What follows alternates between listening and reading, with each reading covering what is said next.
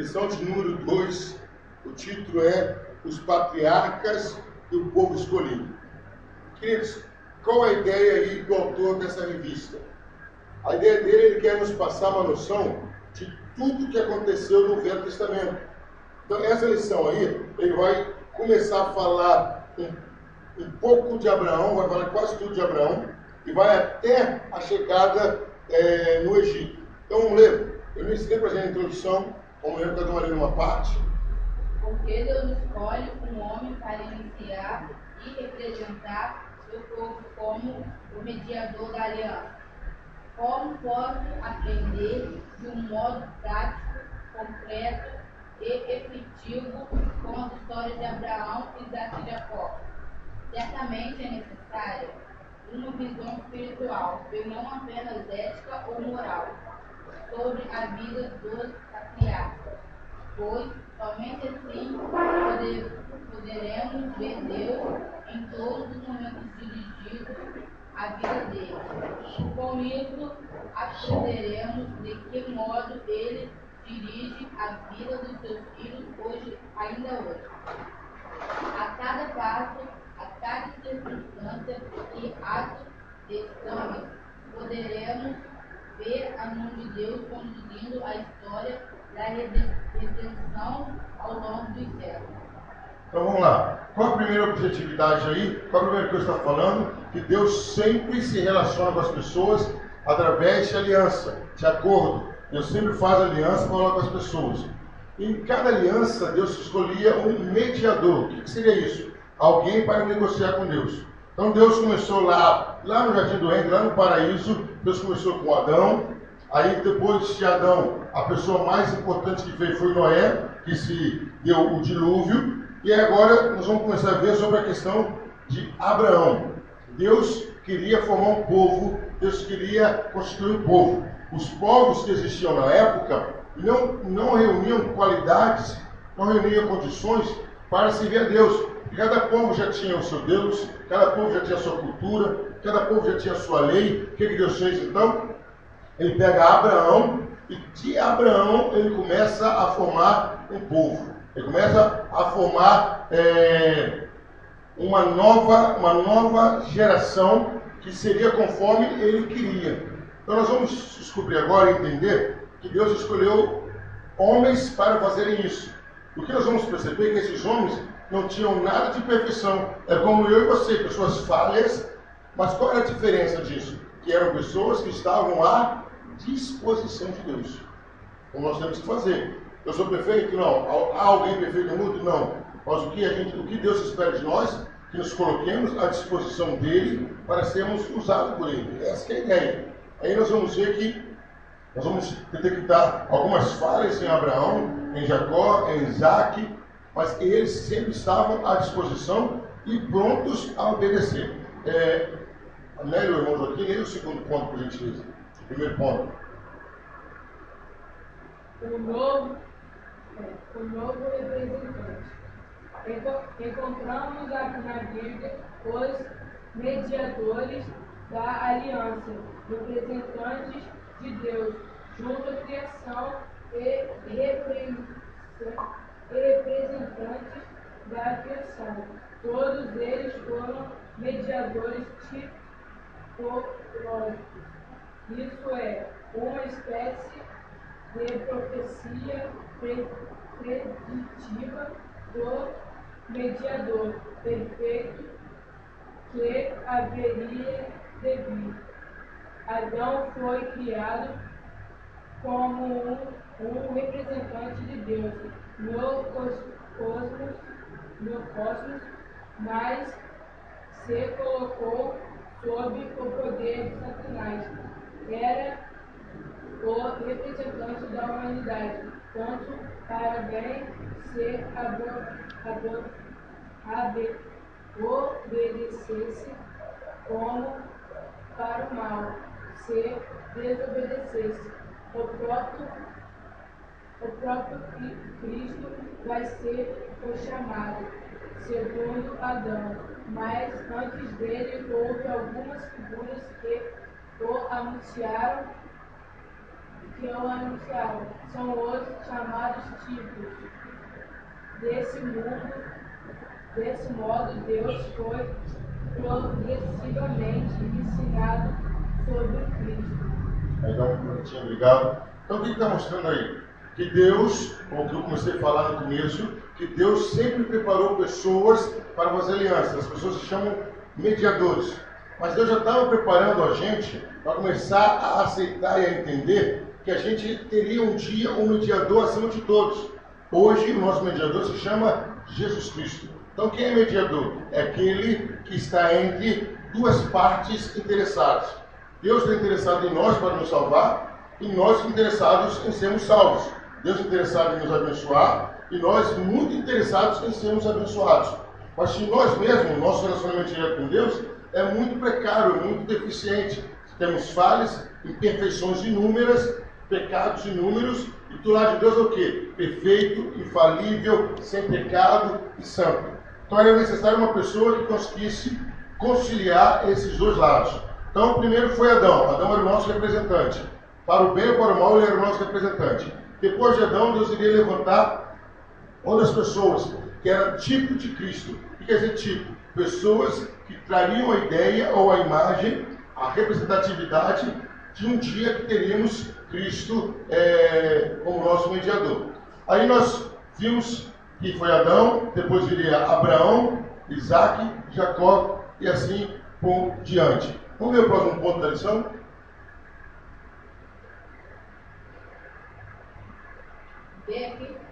Vamos ver. Abraão deveria sair de sua terra e abandonar sua parentela, além de enfrentar muitos contratempos durante sua jornada.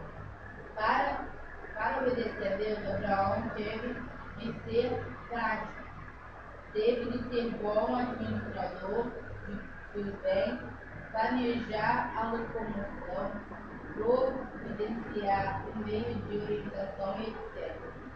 Deus poderia tê-lo colocado diretamente na terra que lhe daria, como transportou mais tarde, por exemplo, Filipe após a conversa com o Eneu. Deus, porém, age costumeiramente de modo ordinário, isso é, de modo natural. Em seu percurso, Abraão teve vários percalços e imprevistos. Em alguns ele falhou, mesmo dentro do desejo maior de obedecer a Deus. Falhou por deixar que Ló o seguisse, pois a ordem era para que se desligasse de sua parentela. Mais tarde houve desentendimento entre o pessoal de Ló e de Abraão. A separação foi inevitável. Abraão também falhou ao mentir a Faraó para proteger Sara. Ele fora fiel ao deixar tudo e ir para um lugar desconhecido, mas ficou com medo de Faraó, como se Deus não estivesse no controle. Como Abraão também falhamos, quando nos esquecemos das promessas. As circunstâncias nos parecem maiores do que Deus, e passamos a utilizar os nossos próprios instrumentos para nos defender, porque invariavelmente erramos. Então, Cristo, o autor começa falando sobre Abraão. Aí começa a entrar na vida de Abraão e mostra o lado bom de Abraão e o lado ruim de Abraão. Qual foi o lado bom de Abraão? Deus deu uma ordem e ele obedeceu. Qual foi o lado bom de Abraão? Igreja, Deus deu uma ordem, ele obedeceu. Obedeceu 100%? Não. Abraão parece com a gente, ou a gente parece com Abraão. A gente obedece a Deus em boa parte do que Deus manda, não em tudo. Deus vira para Abraão e fala: Abraão, sai da tua terra. Primeiro passo, sai da onde ele mora.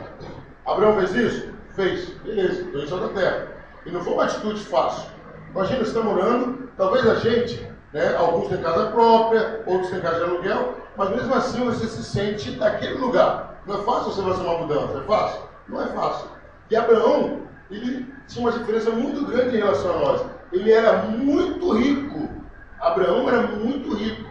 Só adiantando um dado, uma vez Abraão entrou numa guerra para defender o sobrinho dele, só de homens que nasceram já sendo servos de Abraão e podiam lutar entre 20 anos, em cerca de 30 anos até uns 50 anos, só de homens assim na terra de Abraão, fora mulheres e crianças, ele tinha 318 funcionários. Então era um homem com muita condição.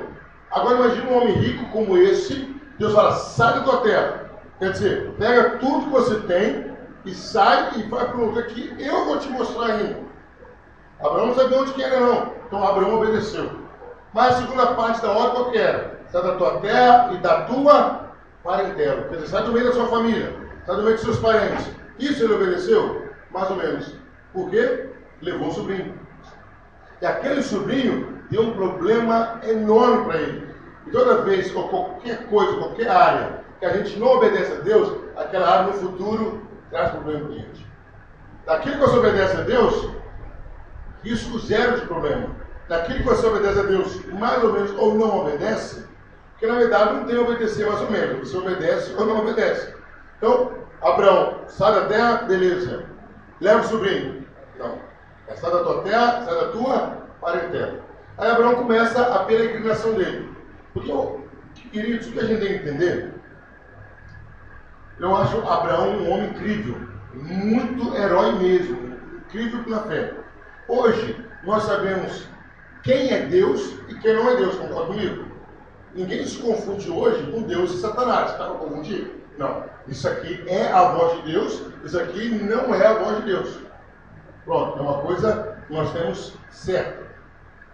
Antigamente não. Na terra que Abraão morava, eram muitos deuses que o pessoal criava. Eram muitos deuses. Eram vários deuses. Então, de repente, ele ouve uma voz, a Bíblia não fala que se ele viu alguém, ele ouve uma voz e fala, Abraão, sai da tua terra, da tua parentela, e vai para a terra que eu vou te mostrar. Por isso que eu falo, Abraão creu naquela voz, creu que era Deus, e seguiu.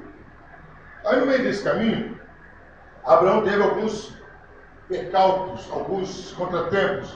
Por 2 vezes, Abraão, ele mente sobre a esposa dele. Faraó, diz a Bíblia que Sara era muito bonita, era muito formosa. Sara, a esposa de Abraão. E ele pensou o quê? Se eu falar que ela é minha esposa, eles vão me matar para ficar com ela. Faltou o que, Abraão aí?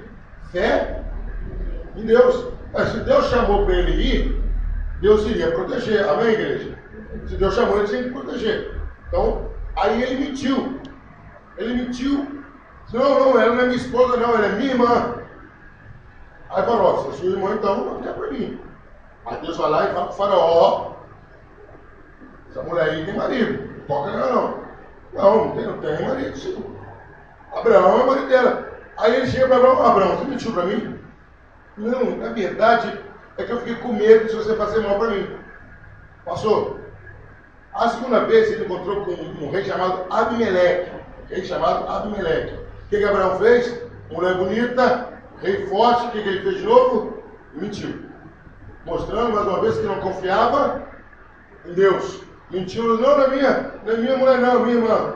Abimeleque, ele fez diferente de Faraó. Abimeleque pega Sara, leva para um quarto para ela ser preparada, que antigamente tinha isso, né? Para se casar com ele. Aí Sara é levada para lá. À noite, Deus fala com Abimeleque no sonho. Fala, olha, eu estou matando, estou tornando todas as mulheres estéreis do seu país e todos os homens estão colocando uma doença. Ninguém mais vai poder ter filho. Aí no sonho, mas por que só? Porque você está deitando com a mulher do outro. Não. Tá, Sara tem marido. Aí no sonho fala que não é só, mas ele falou que não tinha, ele falou que era irmã dele. Aí Deus fala que ela vai lá, devolve a mulher para ele e pede ele para orar por você, que aí eu vou curar a você e a todos da sua casa. Olha o que uma mentira causa num país. Os homens tinham ficado doentes e todas as mulheres não poderiam mais ter filhos. Uma mentira. Às vezes a gente mente para se defender, olha o tanto de vida que Abraão colocou em risco. Por que Deus fez isso? Porque Abraão e Sara eram escolhidos de Deus. E aí a gente tem que entender, nós somos escolhidos, ninguém consegue fazer mal a gente, porque nós somos escolhidos, somos especiais. Se alguém te prejudicar, você pode ter certeza que Deus vai acertar as contas com ele. Até um privilégio, né? Alguém me prejudicou. Às vezes a gente fica nervoso, que o meu patrão é ruim, que o meu colega fez isso, que meu vizinho fez. Não se preocupe, coloque na mão de Deus. Se ele te prejudicou, Deus vai lá e acerta as contas com ele. Aí Abimeleque fala com Abraão, devolve a esposa e pronto. Aí depois outro incidente, tudo porque não obedeceu a Deus. Lembra que eu falei que Abraão era rico? Lembra? Ló também era rico. Aí, sempre que a gente está na vontade de Deus, tudo que é nosso, Deus vai fazendo o quê? Aumentando, multiplicando. Tem prova, tem dificuldade? Tem. Mas as bênçãos continuam caindo. O rebanho de Ló começou a crescer, o rebanho de Abraão também começou a crescer. Os empregados dos dois começaram a discutir. Não, mas esse pedaço é meu. Abraão chama Ló e fala, vamos fazer o seguinte, cada um vai para o seu lado, que a gente é parente, mas a gente não tem briga. Vamos fazer isso? Vamos. Só que tem que Ló, Abraão deixou ele escolher. Mas qual que era o certo? O mais novo ou o mais velho escolher o lugar que quer ir? Hã? O mais velho. O mais velho que pode ter escolhido. Abraão falou, Ló, escolhe. O que Ló tinha que fazer? Não, tio. Faz brincadeira, não. O senhor escolhe. O que sobrar é meu. Ló corre e olha assim, aquela campina, aquele pasto bonito e todo lado só pedra. Ele diz, eu vou para lá, tio. Pô, a gente tem feito o quê? Não, tio. Vai para lá. Pode ir para lá que eu fico aqui nas pedras. Ele escolhe para as pedras e Abraão fica supostamente no lugar pior. O que acontece? Lá onde Ló escolheu, ele quer um lugar chamado Sodoma e Gomorra.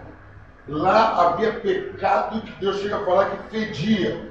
O cheiro do pecado, o mau cheiro do pecado de Sodoma e Gomorra tinha chegado no nariz de Deus. Aí é quando Deus resolve destruir Sodoma e Gomorra. O que Abraão tem que fazer? Orar para Deus não destruir a cidade, porque quem estava lá? O sobrinho Ló. Então tudo isso aconteceu, queridos. Abraão sofreu lá no Egito com o faraó por causa da mulher, porque ele mentiu. Abraão sofreu no Egito porque ele mentiu. Abraão sofreu com Abimeleque porque ele também mentiu. E agora ele sofre com o sobrinho porque não era para ter trazido o sobrinho e trouxe. A gente tem essa mania, não tem? A gente está sendo abençoado. Vou trazer um amigo, vou trazer um parente, eu só vou, a bênção para você. Não tem que levar ninguém não, a bênção é só sua. A bênção daquela pessoa eu estou reservando para outro dia. Uma das lições que a gente pode aprender com Abraão é isso. A gente tem um coração bom, a gente está sendo abençoado, o que a gente pensa? Vou trazer alguém que tem dificuldade. Mas a gente tem que entender que o Deus que me abençoa é o mesmo Deus que pode abençoar aquela pessoa. Qual é o meu papel? É orar por aquela pessoa. Eu oro por aquela pessoa. Senhor, a pessoa tem dificuldade, a pessoa tem problema, tem misericórdia dela. Fulano, me ajuda aqui. Eu vou orar por você. A pessoa não pode ajudar? Pode. Você não pode tirar a bênção que é sua para dar para o outro, é sua bênção. A bênção dele está reservada para ele também. Certo? Vamos ler o próximo ponto? Qual é o seu nome mesmo? Cátia, tá bom. Próximo ponto mesmo. Sim. Não são especiais pessoas chamadas por Deus para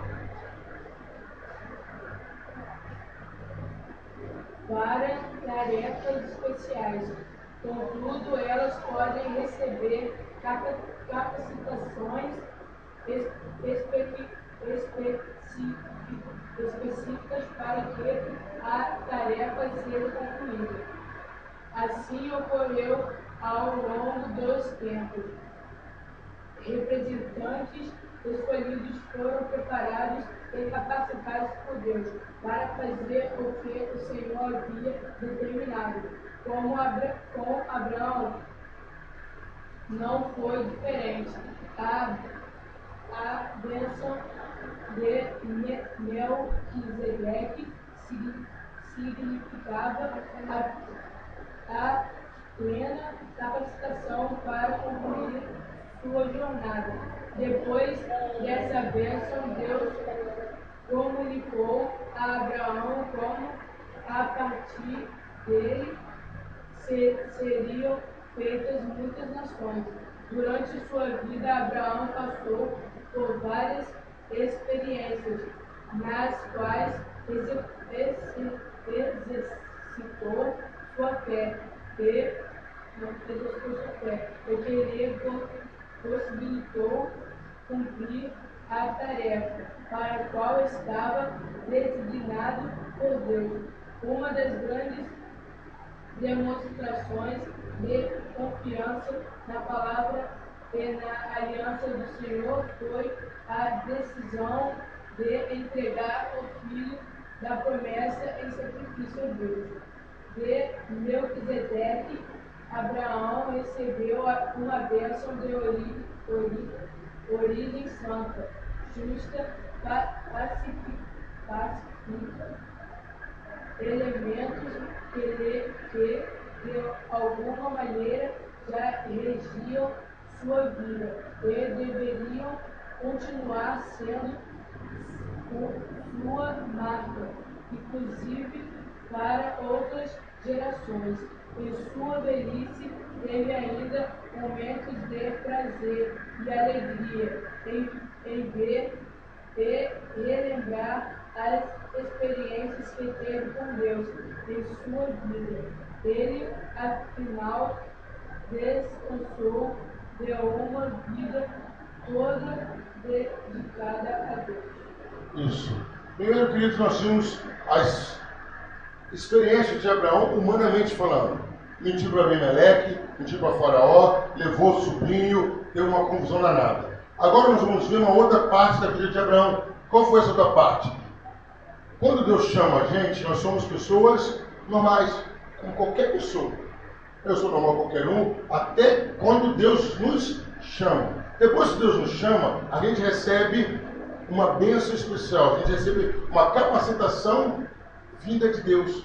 Aí, a partir de agora, a gente passa a ser especial, não questão humanamente somos maiores que alguém, não, porque nós somos agora capacitados por Deus. Foi isso que aconteceu com Abraão. Até então, Abraão era meramente um homem. Depois que Abraão vai lá, luta para salvar o seu sobrinho Ló, ele luta, vence o sobrinho Ló. Quando ele vence, Abraão chega diante de Melquisedeque, que era um rei sacerdote na época, e dizima aquilo que ele ganhou na guerra. Ali Abraão recebe uma bênção de Melquisedeque. Quando Abraão recebe aquela bênção era algo vindo da parte de Deus. Estava dizendo que, a partir daquele momento, Abraão estava sendo capacitado para cumprir todo o plano de Deus. Queridos, Deus tem um plano na minha vida, tem um plano na vida da Amélia, do Diago Joaquim, da Eunice, da Cátia, da Tiago Luísa. Nós, humanamente falando, somos incapazes, incompetentes, impossibilitados e limitados para cumprir esse plano. Humanamente, um plano divino cumprido por um ser humano, impossível. Aí é a hora que Deus vem e nos abençoa, nos capacitando. Foi isso que Deus fez com Abraão. Deus derrama uma bênção sobre Abraão, o capacita para que ele possa fazer tudo aquilo que ele fez. Muitas das coisas que Abraão passou foi por essa bênção. Ele conseguiu superar. Queridos, sem a bênção de Deus, sem essa capacitação da parte de Deus, somos totalmente limitados. Totalmente limitados. A gente não consegue fazer muita coisa. Queridos, os nossos planos que são desse tamanhozinho, às vezes a gente consegue cumprir. Não é? A gente começa, bom, esse mês agora vou guardar um dinheiro e vou comprar um sofá novo. Passa o mês, passa 2, passa 3, passa 4, e não compra o sofá novo. Porque a gente não consegue cumprir as nossas metas, porque nós somos limitados. Tirar as metas e os planos de Deus. Precisamos de ter uma capacitação. Então, a primeira coisa que a gente vê em Abraão, que Deus não chama pessoas perfeitas. Ele chama pessoas que estão à disposição. Depois que ele chama essas pessoas, ele capacita essas pessoas também. Ele abençoa essas pessoas e capacita essas pessoas para que elas possam cumprir o propósito para o qual elas foram chamadas. Então, o que a gente está vendo aqui é que esse Deus que quer fazer aliança, esse Deus que quer fazer um povo, ele chama e escolhe uma pessoa simples, falha, mas ao longo daquilo ele capacita a pessoa. Vamos ver o próximo ponto, tem pra gente, por gentileza? na revista. Está pegando toda a história de Abraão. A gente deve estar lá para o capítulo 22 de Gênesis. Pode ler. Da promessa? Isso. Abraão parece não desanimar, ou mesmo duvidar do cumprimento final das promessas de Deus. Contudo, com suas palavras, ele demonstra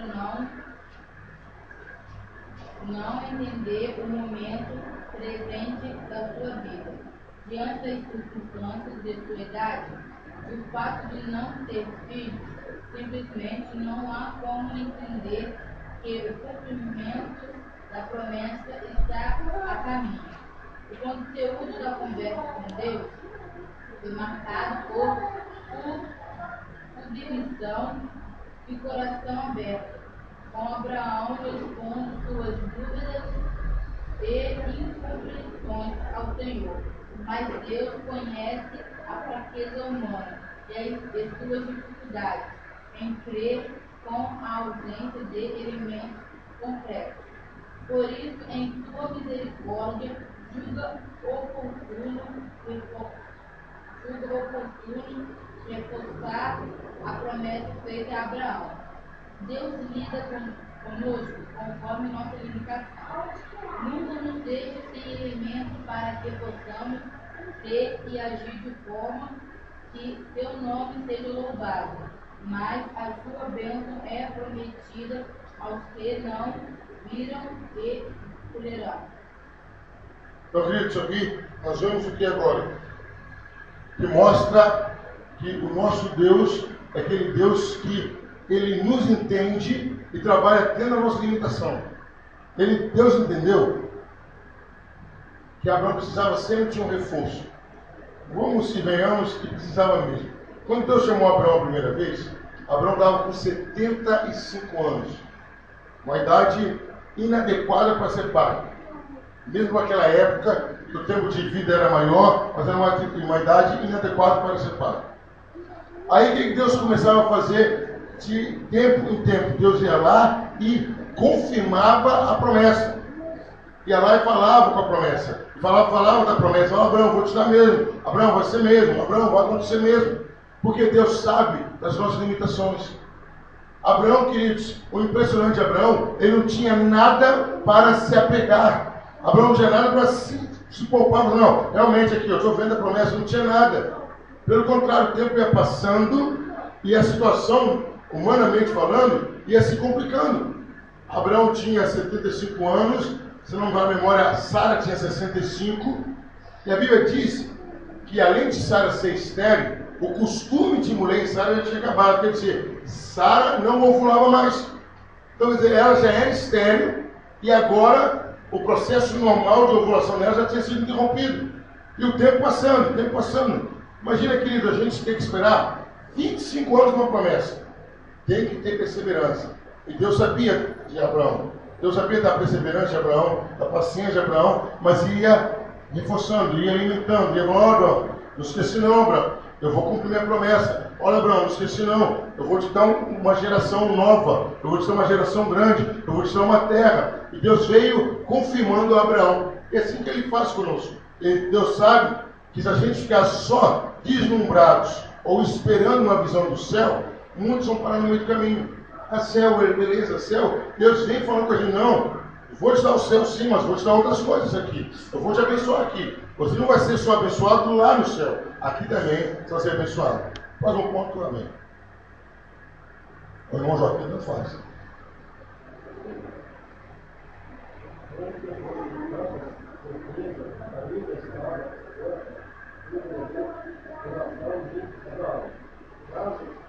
Contrário, ele não teria aceitado esse assunto de Deus.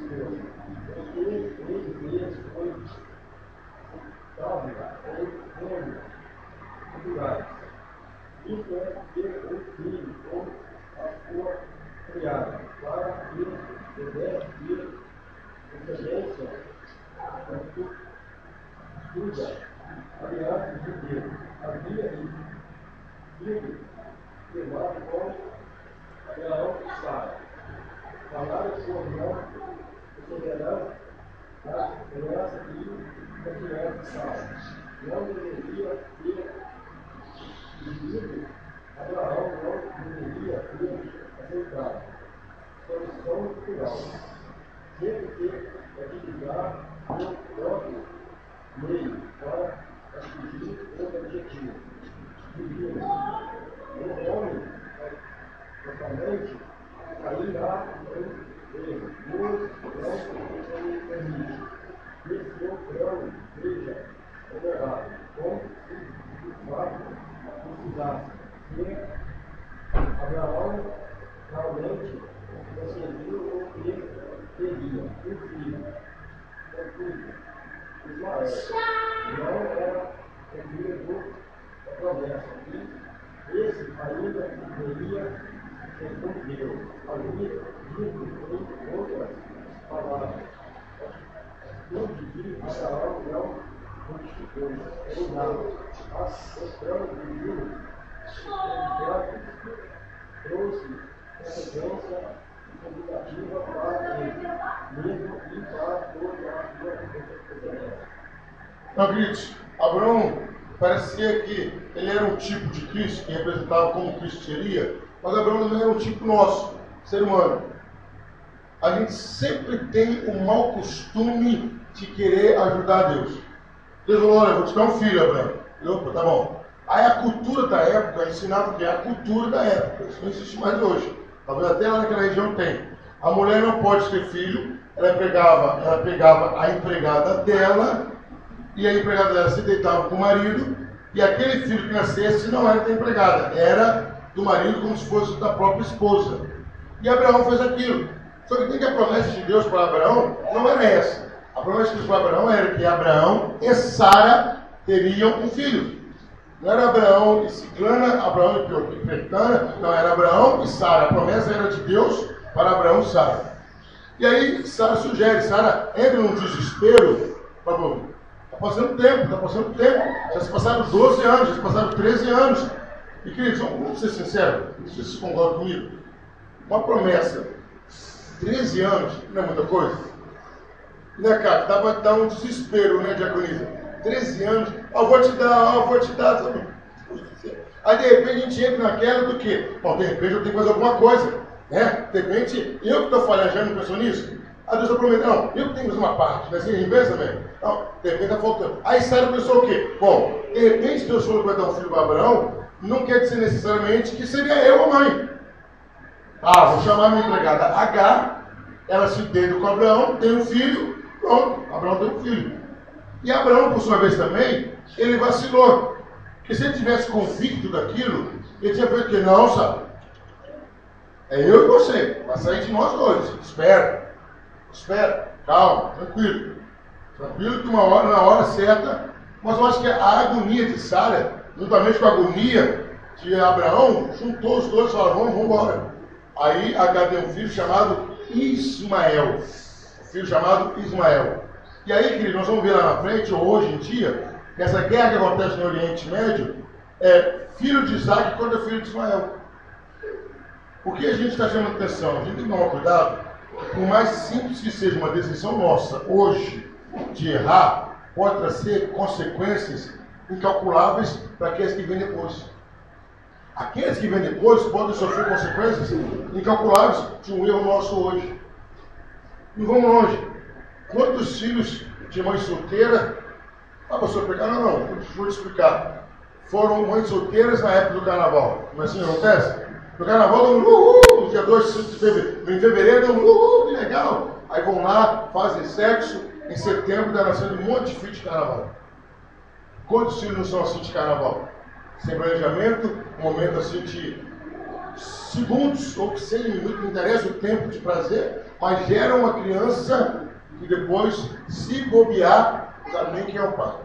Sabe nem quem, da onde veio o pai direito. Então, queridos, o que é isso? O que a gente está vendo aqui? Que a minha atitude hoje, ainda mais eu que tenho filho, tenho filha, tenho família, eu tenho que pensar muito. Porque o que eu faço hoje vai influenciar e determinar muito o futuro dos meus filhos amanhã. Eu estava visitando uma família, graças a Deus, Deus permitiu até ganharmos essa família para Jesus essa semana. Eu estava conversando com um casal, o casal tem 5 filhos. Eu virei para o casal e falei o seguinte: olha, vocês são responsáveis por 5 famílias. A esposa olhou para o rapaz assim e falou: é mesmo. São 5 famílias. Que a gente acredita que um irmão não vai casar com outro irmão. Em nome de Jesus, não. Então são 5 famílias. Então os seus filhos, cada um deles é uma família que vai ser influenciado e educado por quem? Por cada um de nós. A família das minhas filhas, a família da Eunice, a família da Amélia, a família da Esther, vai ser muito influenciada por quem? Por mim, porque elas vão cuidar dos filhos pela influência e pela educação que eles receberam de mim. Ah, isso é com Deus. Não. Deus já colocou a gente aqui para ser o referencial de Deus na vida dos nossos filhos. Por que às vezes tem muitos filhos que têm uma aversão a Deus? Porque antigamente, a gente falou agora, uma orientação, e por entender, antigamente como a gente falava de Deus para as crianças? Fala papai do céu, meu filho. Fala papai do céu, a criança, papai do céu. Hoje a gente falou por quê? A gente não sabe como que é o pai da criança em casa. Vai que o pai da criança é mau. Fala papai do céu, a criança pensou o quê? Eu procurei. Se o papai da terra aqui não tem muito poder assim, o papai do céu então vai me arrebentar também. Não, não quero saber desse papai não. Então ele fala: não, é Deus, esquece papai, é Deus. Eu não sei como que é o seu papai, vai que o seu papai não é bom. Aí eu te ensino: ó, não tem papai da terra, é igual o papai do céu. O que eles vão pensar? Aí pronto, eu vou correr desse papai. Isso prova o que, queridos? A influência dos pais sobre os filhos e, consequentemente, sobre os netos. Naturalmente. Não tem pra onde correr. Vamos lá? Vamos continuar lendo? Olha aí, muito aqui. Continua aí.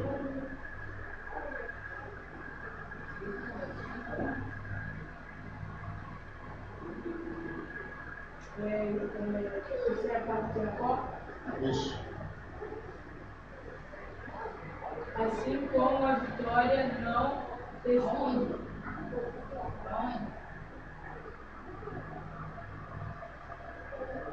A outra parte. Assim como a vitória não exclui a luta, mas excede o cumprimento da promessa por envolver pecados também não exclui falhas. Deus haverá sempre de cumprir seu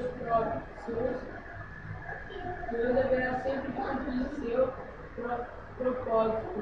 Contudo, os homens, com suas paixões e limitações, nem sempre cumprirão cabalmente. Pode. Começou essa frase. Todas as tarefas a eles designadas e nem sempre agirão movidos pelos objetivos mais elevados, utilizando os meios mais éticos. Queridos, o que nos conforta e nos consola nessa lição que nós estamos vendo? É o que? Apesar das falhas humanas, apesar dos erros humanos, que a lição nos passa, o que a Bíblia nos ensina, que o plano de Deus sempre vai ser cumprido. Nós, talvez, seres humanos, não vamos cumprir todas as tarefas, nem sempre seremos éticos como deveríamos ser.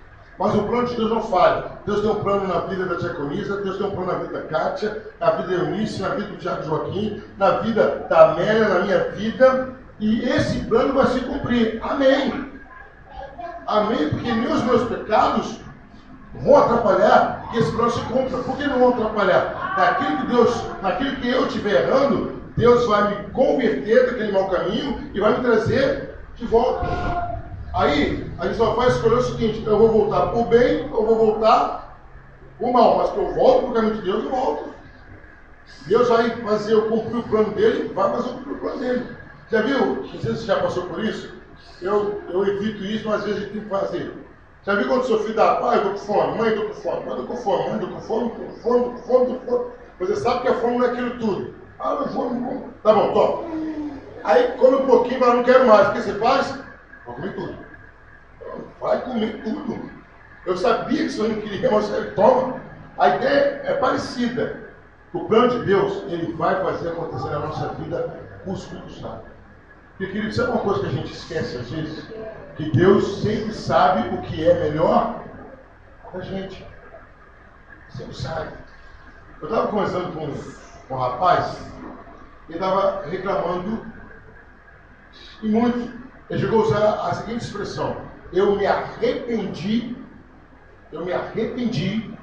de ter tomado essa decisão. Eu tenho muita amizade com ele e intimidade, e eu sei que ele é homem de Deus. Eu virei para ele e fiz uma pergunta simples para ele. Eu cheguei a rir, depois ele riu também. Falei assim: meu querido, você é homem de Deus, não é? Sou.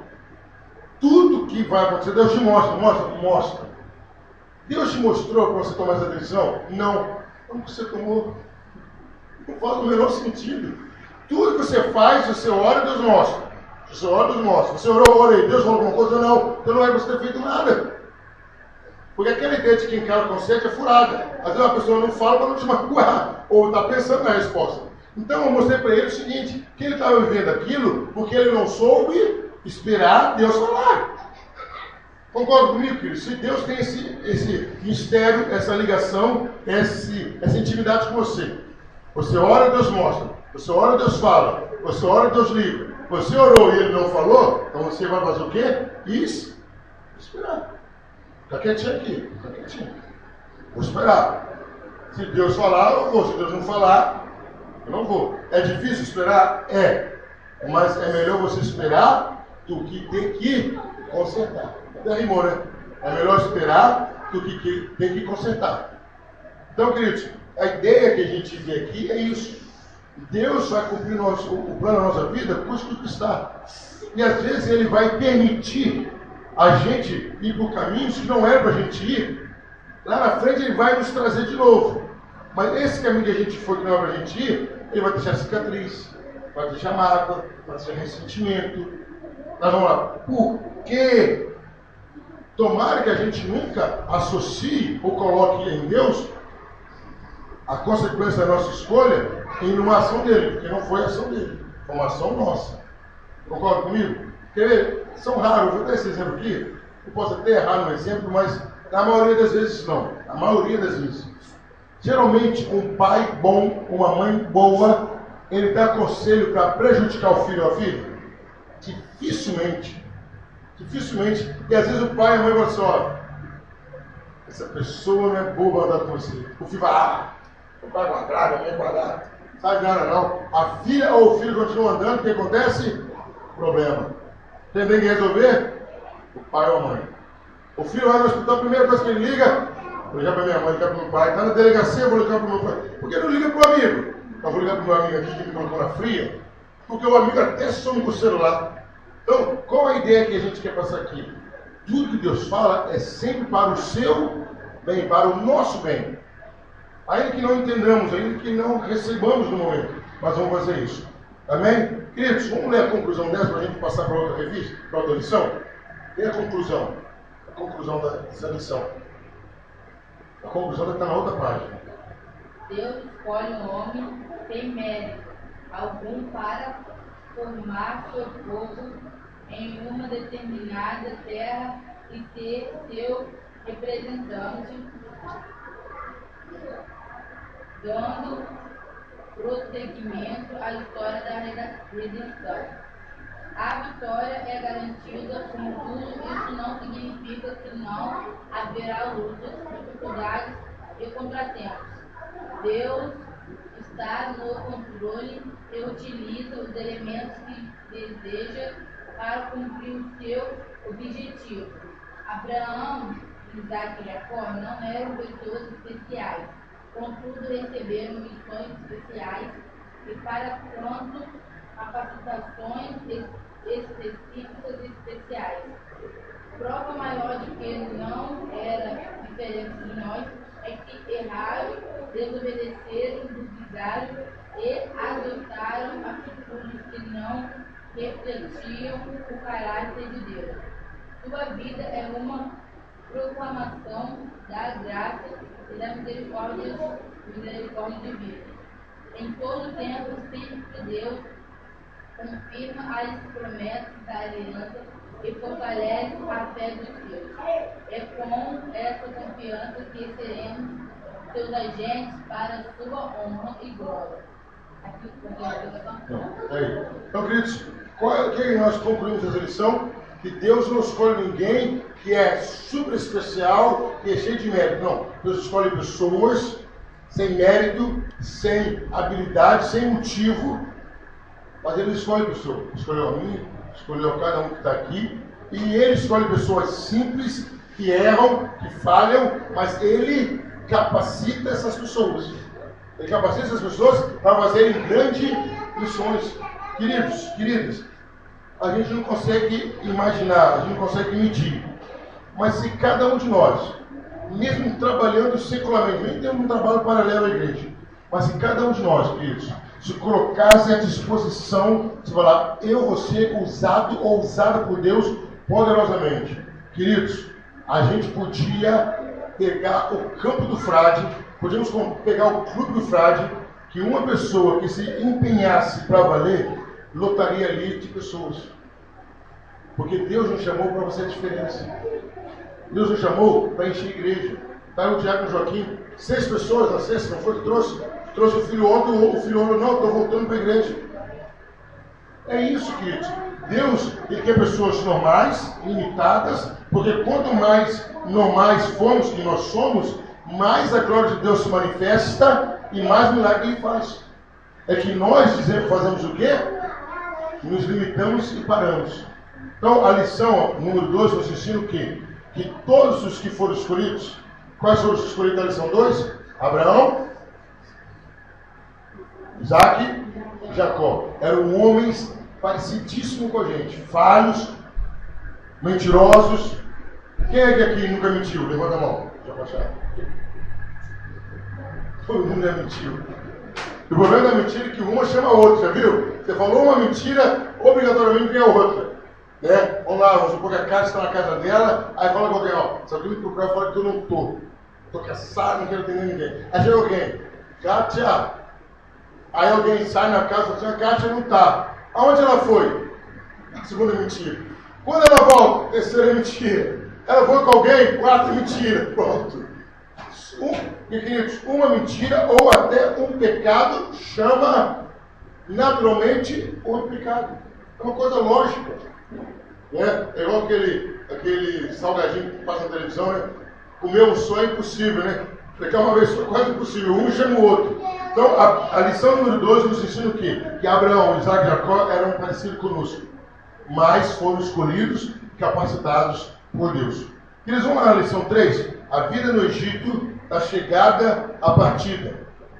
A preparação de um povo para servir ao Deus libertador. Então nós vimos, até então, queridos, nós vimos a questão de família. Abraão, família. Isaac, família. Jacó, família. Agora, essa família seria transformada em povo. E começou com tudo. Queridos, o interessante que nós vamos ver nessa revista, todo mega projeto, todo grande projeto de Deus, começou com quantas pessoas?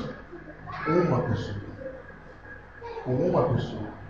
Isso prova que eu e você podemos estar começando um grande projeto. A gente que não se deu conta ainda disso. A gente que ainda não viveu para isso. Todo o projeto de Deus. E agora começa a história, uma das histórias, ao meu parecer, são muitas histórias lindas da Bíblia, mas é uma das histórias mais lindas da Bíblia. Começa com José do Egito. Lê a introdução para a gente, por gentileza. Como garantir a segurança e a integridade dos ancestrais do Messias para que ele pudesse nascer na plenitude dos tempos? De que modo impedimentos foram vencidos pelos homens escolhidos por Deus? Em sua misericórdia, o Senhor sustenta seu povo no decorrer dos anos. Ele sempre se lembra de suas promessas pactuais e as cumpre. Então, queridos, aí agora Deus, a introdução fala que Deus estaria preparando a preservação até que viesse o Messias, Jesus Cristo. E agora nós vamos centrar nessa lição agora em uma miraculosa obra de preservação. Deus preserva o povo dele de um modo incrível. Pode ler o primeiro ponto? Pode ler, irmão Joaquim. Encerra a história de Deus. Com ele aprendemos que Deus preserva seu povo, segundo a promessa da aliança. O pecado do povo é excessivo, até mesmo a nós, pessoas humanos. José é conhecido como um tipo de Cristo, um tipo de particular. É um tipo de vida. Há uma forma de profecia, primitiva, como pecado, de seu povo. José identificou Jesus Cristo. José também foi recebido por seus irmãos, mas querido de seu pai. Ele se tornou a salvador da viagem do próprio Messias. Foi entendido e pesado pelo homem mais adaptado, pelo que Deus havia feito em sua vida e por sua conduta.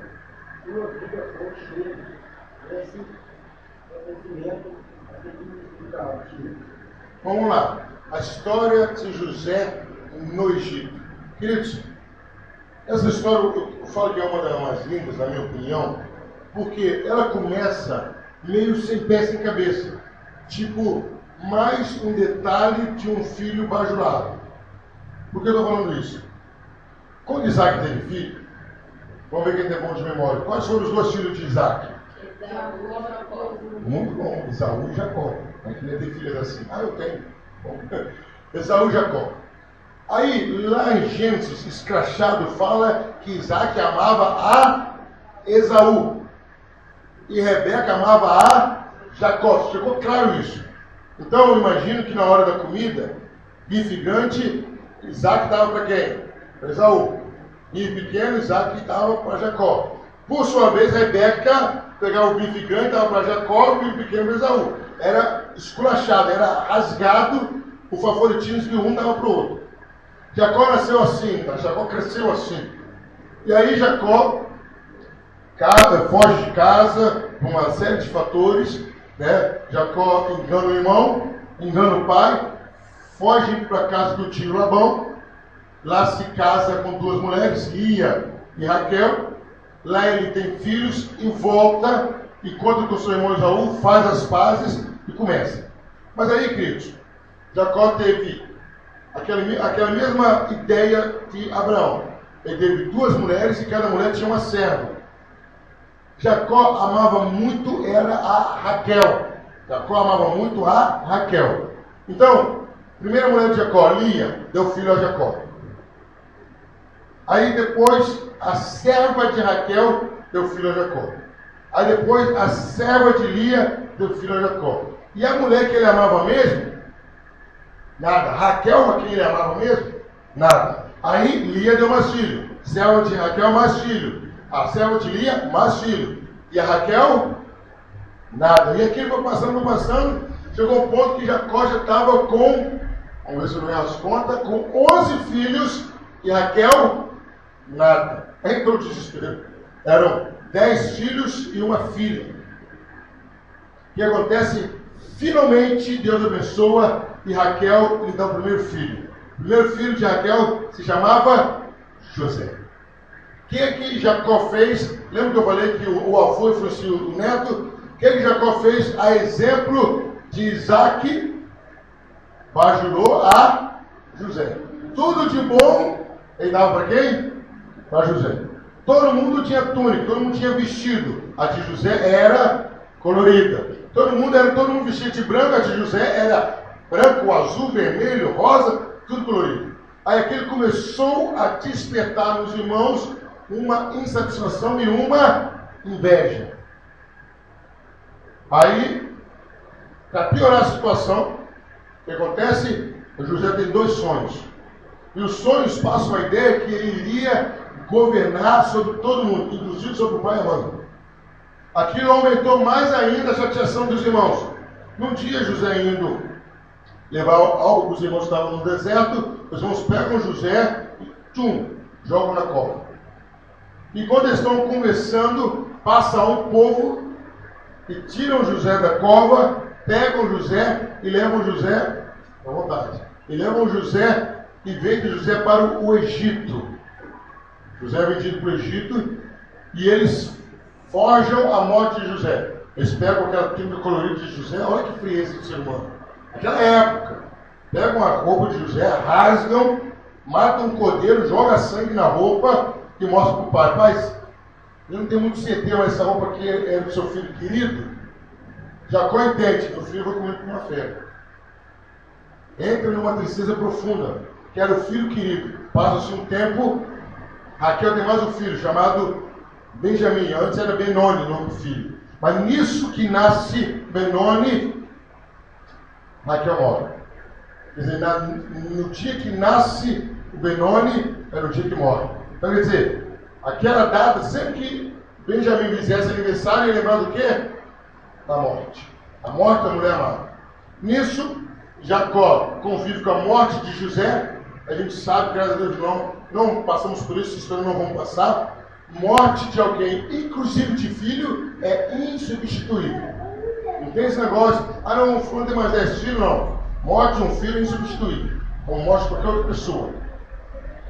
E José lá no Egito, Jacó sofrendo a morte da mãe, sofrendo a morte do filho, José, e José como escravo. Mas aí, como o autor disse, José foi desprezado, humilhado pelos irmãos, mas por Deus foi honrado. Ele começou tudo que ele fazia, lá em Gênesis 37 diz que Deus abençoava a casa de Potifar por amor a José. E Potifar, que não era povo nem nada, começou a perceber isso. Que antes a casa não era tão próspera, não tinha tanta fartura, e agora com José tinha. Opa, tem alguma coisa diferente aí. Aí, nesse momento de exaltação de José, a esposa de Potifar se encanta por ele. A esposa de Potifar se encanta por ele, começa a assediá-lo, e José não aceita, até num diálogo que ele fala: eu não posso negar o meu Deus, eu não posso ser infiel ao meu Deus, eu não posso pecar contra o meu Deus. E olha que José não tinha motivo nenhum para ser fiel a Deus. José fica firme, ele é caluniado, então já foi invejado, enciumado, abandonado, vendido e caluniado agora.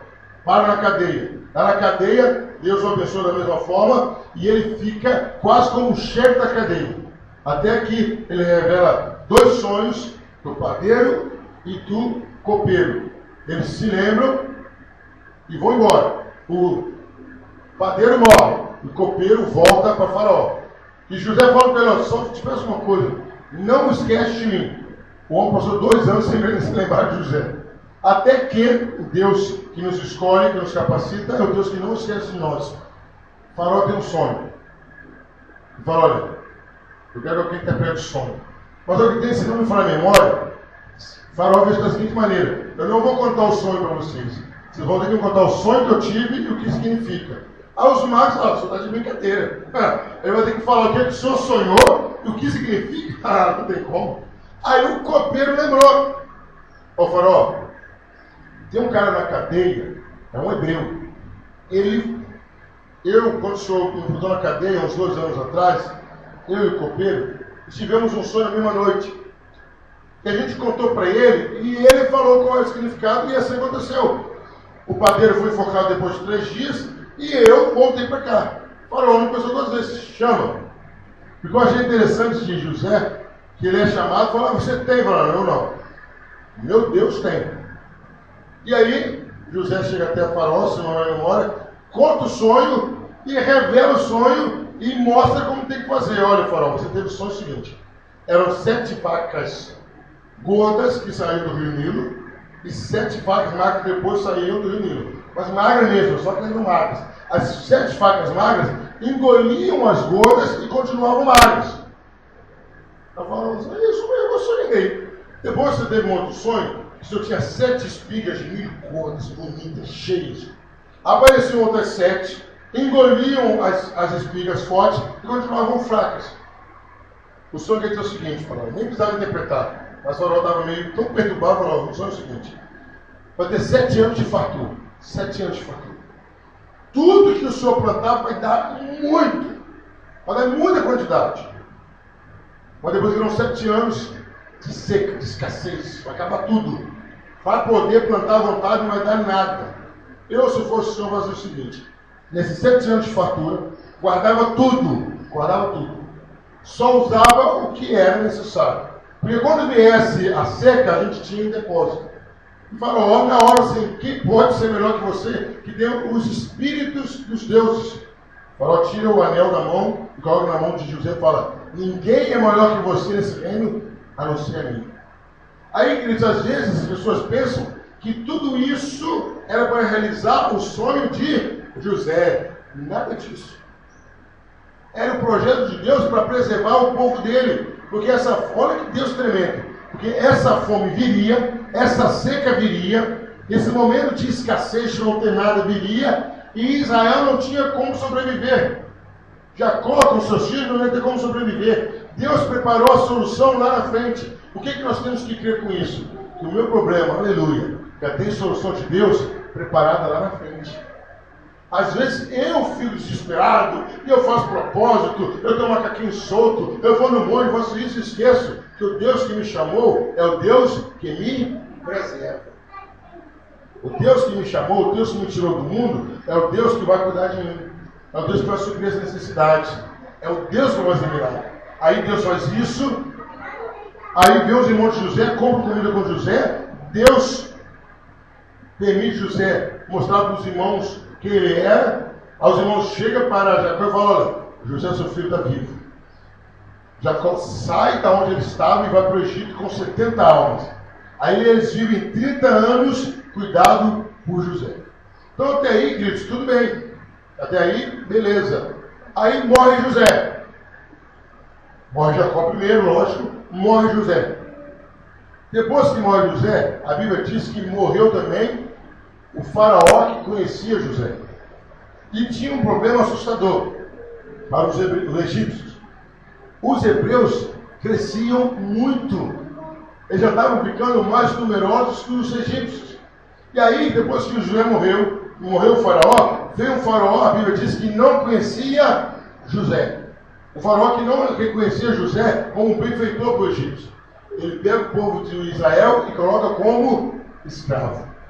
Aí Israel passa como escravo durante 400 anos. É quando Deus começa a preparar para libertar. Vamos lá, vamos ver a parte de Moisés? Acha aí, organiza Moisés aí, na lição. Quando começa a falar de Moisés.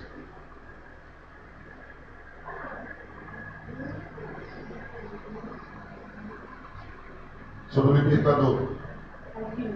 Pode ler.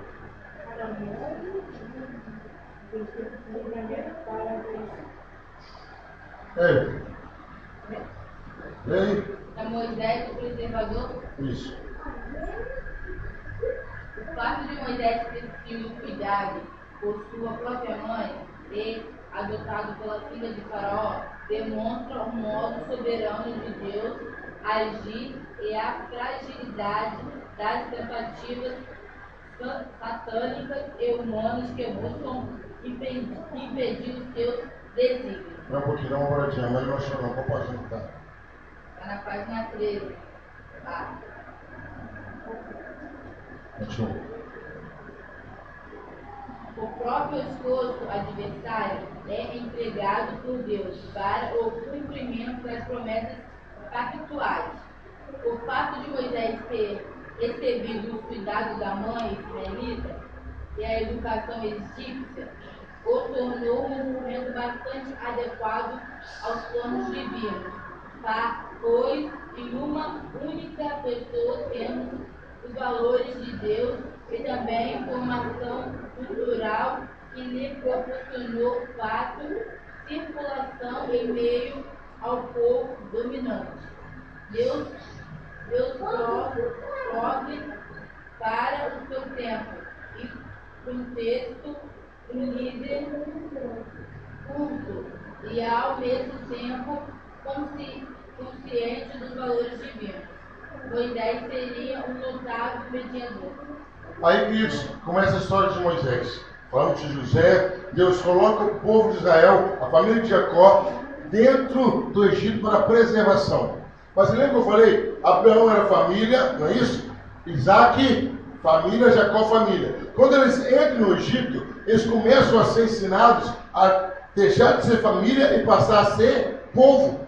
Eles iam começar a entender o que era povo. Que agora o povo tinha que ter um líder, que o povo agora tinha que trabalhar como unido para estar crescendo. E ali dentro do Egito, Deus vai ensinando a Israel a viver como líder. E uma coisa interessante, que quando Israel começa a orar, a clamar, Deus começa a levantar dentro de Israel um líder. Mas o que foi interessante aí? Faraó manda matar os meninos egípcios para enfraquecer o povo. Só tem que as parteiras não fazem isso e poupam a vida dos meninos, e Deus abençoa as parteiras por causa disso. E um dos meninos poupado, ele é colocado no rio por uma mulher chamada Joquebede, acompanhada de longe por Miriam, e aquele cestinho, não sei se Joquebede sabia que aquele rio pararia na casa de Faraó ou não, a Bíblia não fala, é encontrado pela filha de Faraó. Pega o menino hebreu, acha bonito, coloca o nome dele tirado das águas, quer dizer Moisés, e começa a cuidar da criança. A mãe amamenta e depois Moisés vai para lá para ser ensinado. Moisés é agora capacitado. Como se Moisés ficasse só entre os hebreus, ele não iria aprender muitas das culturas, não iria ter cultura, não iria ter entendimento. Deus entendeu que ele precisaria de um líder que fosse culto, que tivesse ciência, que entendesse da palavra dos hebreus, um líder com experiência, com estudo. Moisés ganha tudo isso sendo educado no Egito. E por ser educado no Egito, por conhecer o Egito, ele ficou fácil de ele conversar com o faraó, ficou fácil de ele questionar o faraó, ficou fácil de ele entender as pragas que Deus iria mandar sobre o Egito. E aí, queridos, em dado momento, Deus fala, Moisés, ele não aguarda em Deus, Moisés não espera Deus agir, vai lá, comete um assassinato, foge para o Egito, foge para o deserto. Deus traz José do deserto para libertar Israel. E aí, queridos, Deus mostra mais uma vez o poder incrível que ele tem de fazer o plano dele acontecer. O plano de Deus volta a acontecer. Como que volta a acontecer? Deus usando a Moisés para libertar o povo dele. Deus queria fazer José um grande sonhador? O objetivo de Deus era esse? Não. O objetivo de Deus era fazer Moisés um grande herói? Não. Qual era o objetivo de Deus? Preservar o povo dele. Para que Deus queria preservar o povo dele? Porque era daquele povo que viria o nosso Salvador. A ideia toda dessa lição e da Bíblia era isso. Deus levantou Abraão, aí de Abraão Isaac, Jacó, 12 filhos.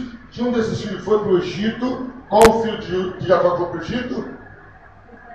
José foi para o Egito. Dali ele consegue ter um lugar para o povo de Israel viver.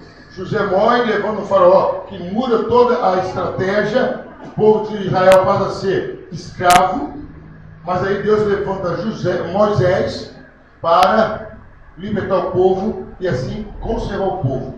Então, queridos, o que a gente quer ver com tudo isso, amados? Alguém lê a conclusão dessa lição 3 aí, por gentileza?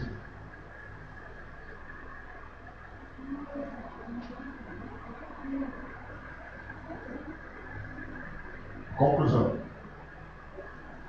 José foi chamado de Zaphenate Paneia, o Salvador do mundo.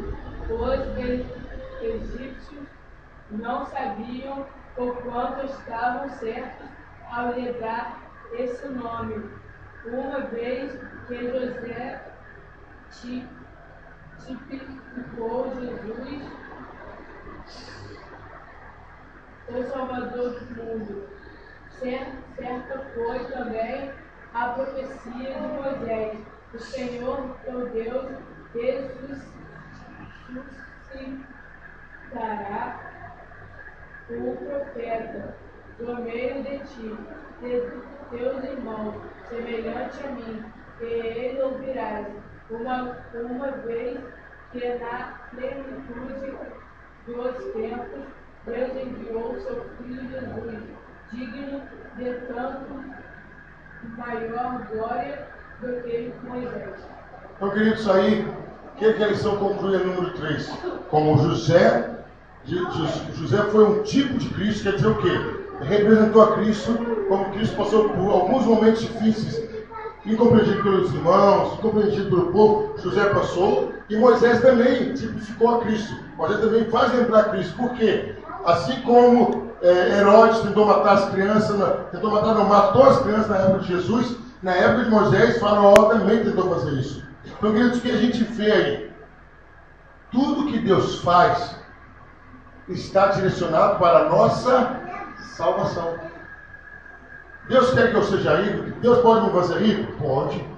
Deus pode me fazer ter 3, 4 casas? Pode. Deus pode dar 3, 4 casas para cada um daqui? Pode. Mas qual é o maior objetivo de Deus para a minha vida e para a sua vida? Salvação. Se Deus entender que para eu ser salvo não preciso de carro, eu vou ser salvo sem carro. Porque Deus também pode ver, se ele me der um carro, o que vai acontecer? Eu não vou ser salvo, porque eu vou pegar aquele carro, eu vou amar muito o carro, eu vou pegar o carro, domingo de sol vou para a praia, domingo de sol vou visitar a sogra, pronto. Aí tem muita gente que fala, meu sonho é ter um sítio. Deus sabe, na hora que eu te der um sítio, tchau, tchau, não vou te ver mais. Você vai para o final de semana para o sítio para descansar. Então, queridos, tem coisas que às vezes Deus não nos dá, ou tira, porque Ele sabe se fizer isso, o principal objetivo não é alcançado. Qual é o principal objetivo de Deus? A nossa salvação. Aí Jesus, ele é até radical quando ele fala, se o teu olho te faz pecar, quem fala? Arranca. É melhor você entrar cego de um olho no céu do que ir para o inferno com 2 olhos. Então lá não é literal, não. A ideia de Jesus é o seguinte, é você não medir esforços para ser salvo. Porque independente de você fazer para ser salvo. Então a lição 2 e a lição 3 nos mostra o quê? Que a supremacia, o principal do plano de Deus para nossas vidas é a nossa salvação. Ele usou Abraão para isso, usou Isaac, usou Jacó, usou José, usou Moisés, para nos ensinar que o alvo principal nosso é a nossa salvação. Amém? Queridos, domingo que vem não tem escola dominical, porque nós estamos para o retiro espiritual. Vamos para sexta-feira agora, com a graça de Deus, e vamos ficar até terça-noite, ou até terça-noite, mas amanhã está retornando. Então, o que a gente pede, você que não vai trabalhar, fazer o seu esforço de participar do retiro e lá vão ser momentos agradáveis.